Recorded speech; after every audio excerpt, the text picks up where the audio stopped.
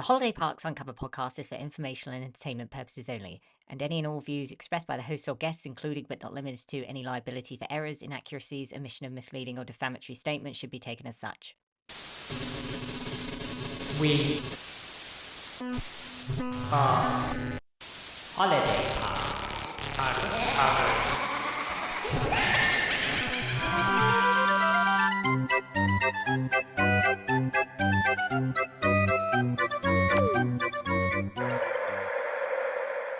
Hello and welcome to Holiday Parks Uncovered, the podcast. Your destination for all horror stories related to holiday parks. We are your hosts, Punk And Jude. Our guest tonight is a young man named Kyle. Kyle, welcome to our show. So I suppose it's to do with the Pure Leisure Group Limited, who originally owned the sites in question. Then it was Royale Life Group, who are now liquidated. They are no more. And most recently, it's Meadow Bay Villages, who own the sites in question. So it was back in 2020, a long time ago now. My partner and I were specifically looking for a holiday park so that we could purchase a van and rent it out for holiday rental. So, how did you know about that one? So my partner did a bit of fishing online, and she found a really lovely looking place called Billing Aquadrome Limited and its sister site, Cooknomill. It was owned by Pure Leisure Limited at the time. So my partner reached out to the site and sales manager who was advertising them on his Facebook. And that was a man called Stuart Shanks. When she messaged him, she was very specific in saying that we were looking to rent it out as a holiday rental. And we ended up meeting with him twice, again, where we were very specific that this is what we wanted to do. And he openly told us on no short of 4 occasions that this was absolutely the way you could do things here. You were allowed to holiday rent. Pure Leisure were known for it. He had people on Cooknomill that were doing it on Airbnb currently. He showed us the Pure Leisure website where you could book on Cooknomill for holidays as members of the public. He said that owners of vans on the site were already renting out, and they got good success with builders who would stay for 2 or 3 months. He presented us with a contract that said we could do it. The contract was branded with all Pure Leisure's black branding. We were really felt really safe in the purchase because of all these things. It really induced us to buy, and he knew the reason we were buying purely for the holiday rental side of things. Fast forward, we start doing renovations under Mr. Shanks's guidance. My partner even checked what the best holiday renters insurance was. He recommended something. He even offered to do work on the caravan and get cash in hand for it. It all seemed fine. It all seemed like we were doing what we were allowed to do. Other people on site were still renting out at that point. We started renting, and then after a year we started to get issues on the site with other people who actually lived on the holiday park, which it was against and is against the license agreement that the council has with the site, and it's against your site rules that you're given. Well, in relation to our site where we had our unit, and our unit still sits Cookno, and its sister site, Billing Aquadrome Limited, which has over 2,500 beds. There are thousands of people that we have proof of that we submitted to court, which I'll come on to later, of people living illegally on site against the council license, against their agreement. And we have proof that Mr. Shanks was running a secret Facebook page where he was showing people doing this. He was facilitating people doing this, even helped people do this. So it seems to be what happens in the industry where people live on the holiday parks and they get away with it by using a paper address. So they use a utility bill or something from relatives, but they stay there 10, 12 months a year. I mean, I'm sure you'll talk about this with other people, or you probably know bunch about it, but for me and my partner, it was news to us. So after a year of renting out, not even a year, it was going pretty well. We were getting people on Airbnb. We were getting really good feedback. We suddenly got this letter come through from someone called Nigel Killsworth, who was some kind of manager at billing, telling us we couldn't do it. It was against our agreement, that it was seriously breaching things, and it would be added to some sort of file that they have on me. So when we reported this to the owner's services, they were shocked to find out that the contract we'd been given from Stuart Shanks said we could do this, and that other people were doing it. We said that we were going to continue to do it because it was in line with our contract. We were effectively told, no, you cannot do it. If you can, such and such will happen. So I had to instruct solicitors. That's where kind of I still am, really.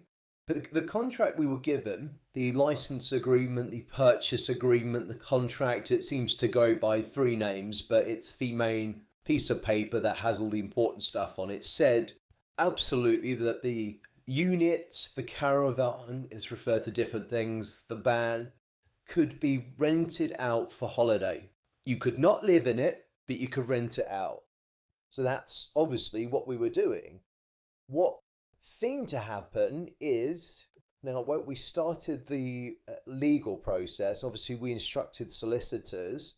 Pure Leisure Limited had actually sold Billing Aquadrome Limited, which came to Cookno, to a company called Royale Life. So the solicitors we were dealing with were not acting for Pure Leisure Limited, they were acting for Royale Life.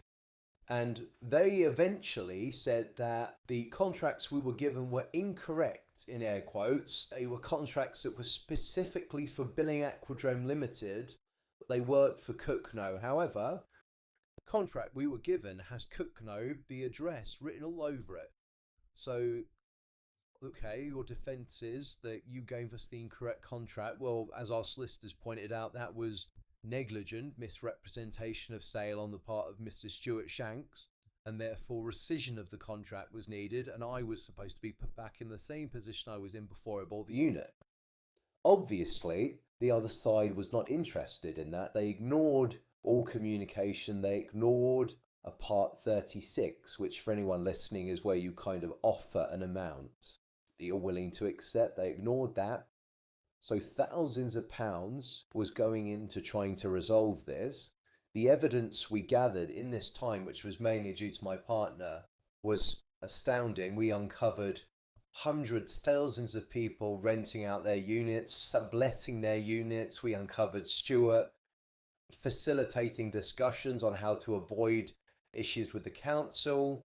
We uncovered information on people living on billing who were subverting council tax. We found that on my contracts there was a second signature which had been signed 4 days before myself or Stuart signed it, by someone called Stuart Marston, I believe his name was, which he's an employee of Pure Leisure Limited. He was an employee at Pure Leisure Limited at the time. We obviously had all the evidence that the Pure Leisure main site was allowing people on Cooklow to book.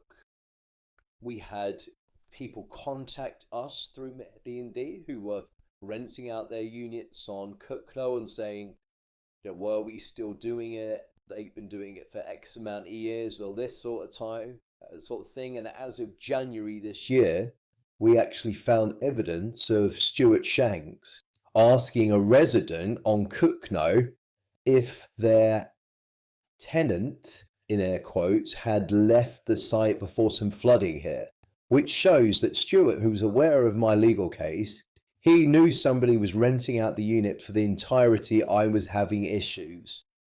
So that person that we can find evidence that dates back when she was asking how much she could rent her unit out for years before was quoted things like £800 a month, £900 a month. Whilst I was losing my life savings on legal fees, she was making somewhere upwards of £40,000 and he knew it. So the defence from Royale Life and the solicitors just is completely absurd. We can prove misrepresentation. It's arguably fraudulent misrepresentation. So that has taken 4 years of my life going through solicitors, dealing with being batted away by the other side, only for the other side to then unfortunately go bankrupt. So Royale Life, as some people may know, went bankrupt. The owner, Robert Ball, if you Google his name, you'll see some awful things. I'm sure you've done some stuff on your site about settling my case. My legal claim for a year was in limbo. It had nowhere to go. I went through 3 or 4 different solicitors and barristers to make sure I had the right argument. Now the claim, luckily, it's being redirected, as it should have done from the beginning, to the parent company, Pure Leisure Limited. So that's where I am. I submitted my story to your site that obviously details the level of the loss, but for anyone who doesn't look at the site or doesn't have access to it, I'm just under 100 grand now down. It's the cost of the unit, the renovations, and the legal costs. I've now reached a point where I'm using a really good solicitor as a consultant, but I'm actually self-representing with them as a guide. I think a lot of people reach that point after a while, and the impact it's had on me, it had a bad impact on my health. I tried to take some time off to relax a little bit, and I ended up being quite ill, having a stress-related illness that meant I was admitted to hospital for a few nights. My partner had some stress-related issues that caused her to have issues, a flare-up of arthritis, viral arthritis. It's meant that I've had to work over and above what maybe a normal person should do to try and make back certain amounts of money and have enough to fight. It's had about an impact mentally, definitely, for sure. And yeah, it's shaken certain beliefs I had in fairness and justice, because it's been very difficult to find any help other than from solicitors who want a significant amount of money to help you. There's no real free help out there. If you try financial ombudsmans or anything like that, in my opinion, it's a complete waste of time. Consumer law should be on your side, but when you try and go down that route, they effectively tell you to use court, and court is only a luxury afforded to people who have money to do that. So I would say it's completely impacted my life in every way possible. And right now we're just continuing to fight. And it's probably another year of fighting, I would think. And meanwhile, all this kind of misrepresentation is still going on. Stuart Shanks has been employed at the time of recording this at a park in Kent. Pure Leisure continues to do this, as I've seen on your site, which is just staggering. And it just seems like there's no ramifications whatsoever for people that fall victim to this level of fraud. Well, the sole purpose really of fighting you was to let it out for holidays, but obviously if there was a gap here or there, yeah, I would have gone with my dad to use their lakes. They have some lakes that are actually not related to Pure Leisure or Royale Life or the new owners, Meadow Bay now, who, just to say, have not engaged at the time of recording this in terms of resolving the issue. They've been contacted by 2 separate solicitors that represented me, and they claimed they'd never heard of me twice, which I don't know how that works, but there we go, because it was the same person that said it. And my unit's just sitting there, taking up space. But obviously, yes, if there had been any weekends, I would have taken my dad to fish, because, yeah, he does have numerous health issues. He's disabled. But obviously that was not possible because being on site became untenable due to issues we had, threatening behaviour.